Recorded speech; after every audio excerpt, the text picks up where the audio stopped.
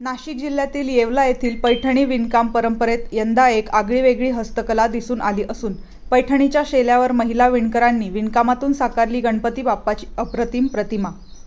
रंगीबेरंगी रेशीम धाग्यांनी नाजूक डिझाईनने आणि सूक्ष्म विणकामातून तयार केलेली ही प्रतिमा पाहणाऱ्यांचे डोळे भरून आणणारी आहे। विशेष म्हणजे या विणकामात एका मुस्लिम महिला विणकाराचा सहभाग आहे। माझं नाव साहेबराव पंढरीनाथ पगारे। माझा पैठणी कारखाना आहे नागड्यामध्ये। तिथे आम्ही साधारण सर्व धर्माचे कारागीर माझ्याकडे आहे। त्यात मुस्लिम धर्माच्या ताई पण आहे।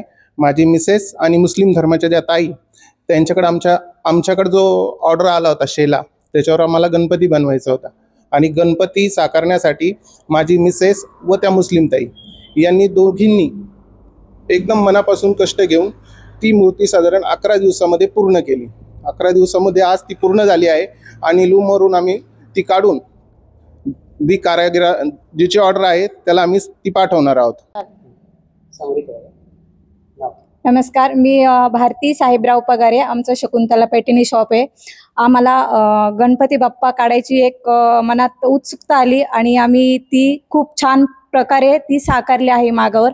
आणि माझ्या संगी मुस्लिम ताई आहे। खूप सुंदर आम्ही दोघींना त्यांनी मला खूप छान प्रतिसाद देऊन मी ही मूर्ती आम्ही दोघींना खूप सुंदर आणि आईने साकारली आहे। मी एक पैठणी कारागीर आहे। आम्ही इथं गणपतीची मूर्ती स्केच बनवून मूर्ती तयार केली। तर काढताना त्याला आम्हाला खूप आनंद झाला। त्याला आम्हाला साधारणतः 11 दिवस लागले। माझं नाव नाझमीन अकील शेख आहे। मी गणपतीचे पैठणीच्या शेल्यावर गणपती काढलं आम्ही आणि आम्हाला खूप आनंद आहे याचा। आम्हाला 11 दिवस पूर्ण झाले काढायला।